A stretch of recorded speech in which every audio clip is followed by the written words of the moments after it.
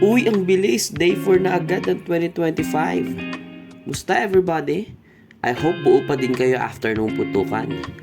Ang daming nangyari last year. January pa lang, kotang-kota na. Pero gano'n man ka-memorable ang 2024, kailangan na natin siyang iwan. 2025 na kasi. And speaking of iwan, here's the part 1 of the top 5 toxic Filipino traits, traditions, paniniwala at kasabihan na I believe, in my own opinion lang ha, na I believe panahon na para iwan. Ready? Let's go! Number 1. Pagtanong sa mag-asawa ng kailan kayo magkaka-baby? Yan. For sure narinig nyo na yan kung kani-kanino man. At kung ikaw ay may asawa na at wala ka pang baby, ay, hindi mo na mabibilang kung ilang beses mo narinig yan. Guys, marami kasing possible reasons bakit hindi nagkakaroon pa ng anak ang isang mag-asawa. Number 1, pwede due to practical reason. Sa mahal ng bilihin ngayon, I would understand why would they choose to not have a baby yet. Paano ba diaper? Hindi ko na alam. Number 2, pwede naman due to medical reason. May mga kakilala ko na at least 2 years bago magkaanak. Meron din, until now, kahit ilang beses silang sumubok, unfortunately, wala pa rin. But, yun kasi yung reality. Minsan, kahit gustong-gusto mo na, pero kapag yung katawan mo di na kaya, wala ka talagang magagawa. Or third, baka naman kasi may timeline talaga sila sa pagkakaroon ng baby. For example, kami ni Mrs. 1 year muna, nag-decide kami na 1 year muna kaming dalawa lang to do life together as husband and wife. Then, a year later, nag-try na kami magkaroon ng baby. And praise God, after 3 months, yun, nakabuo din ng kamukha ni Mrs. Buti na lang kamukha niya. But, no matter what the reason, huwag tayong excited. Buti sana kung may ambag tayo sa pagbubuntis at panganganak eh. Number 2, pagbibigay advice sa mag-asawang may only child na mas magandang bigyan ng kapatid. Yan! Lagi ko rin naririnig yan. Ito yung lagi ko naririnig from other people. Kasi only child lang din yung anak namin eh. May ibang variation dyan. Yung iba dyan, maganda daw na hindi malaki yung age gap ng magkapatid. Guys, gets ko naman na the more the merrier. Since na-experience ko yan eh. Si Mrs. 4 silang magkakapatid. Kami naman 6. Tapos panganay pa ako.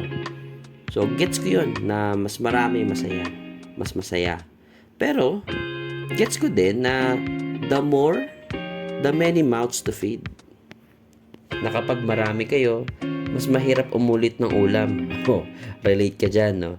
At kapag marami kayo, syempre, yung budget, nahati. Diba? Sa school, sa kung saan-saan man.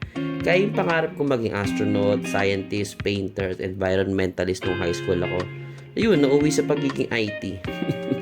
Yeah, pero no regrets naman. Pero ano lang yun, pangarap lang yun nung high school, ngayon wala na.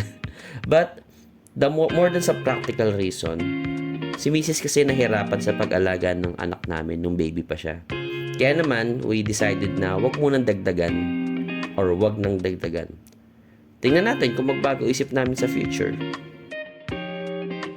Number 3, commenting about someone's weight. Uy, ang taba mo na. Uy, parang pumayat ka.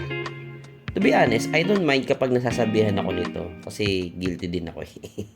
And I honestly think na maraming Pinoy din ay wala naman talagang ill intention when saying this. Siguro sadyang nakasanayan na lang, no? Just nagsawa na siguro sa hi, hello.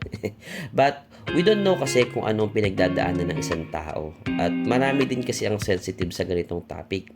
So, I guess instead of commenting about someone's weight, siguro much better to say na, uy, good looking ka today ah. Or kung talagang hindi mo mapigilan ng bibig mo, apiran mo na lang. Okay na yun.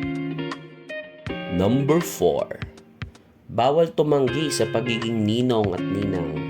Yan, kaway-kaway sa maraming inaanak. Kasi malas daw pag tumanggi. May napanood akong isang episode sa KMJS dati.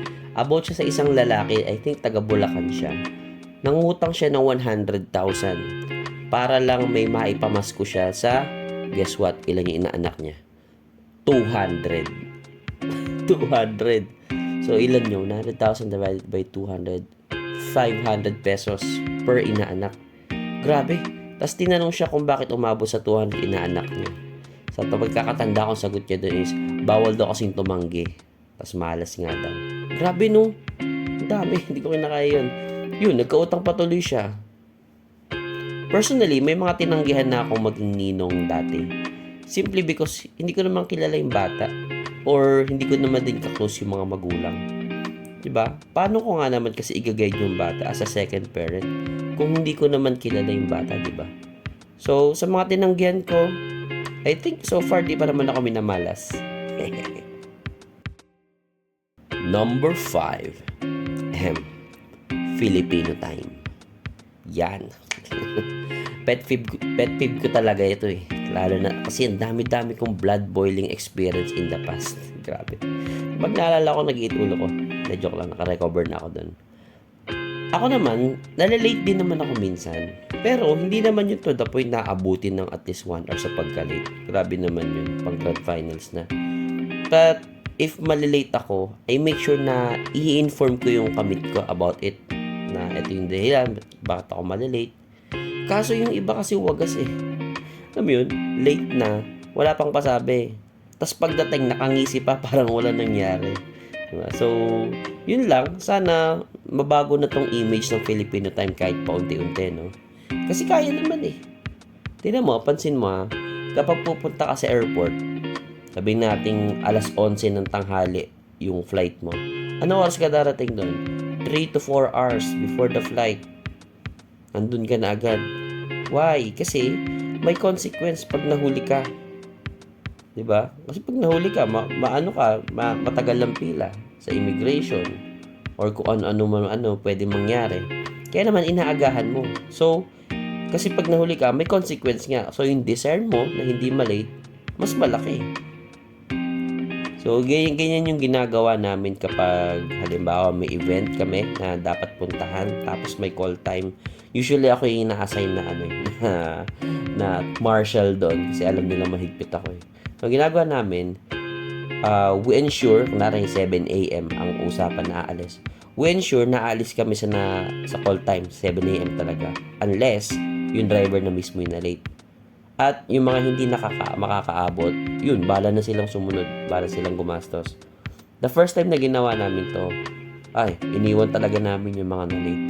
Kaya naman, the second time na inulit namin, yun, nagulat ako kasi 15 minutes before the call time, nandun na sila lahat. Di umalis agad kami ng mas maaga pa. Kasi alam nila na may iwan sila pag na-late sila at may extra gastos pa sila.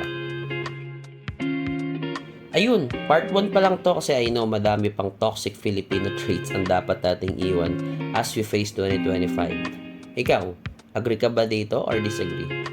Like and subscribe.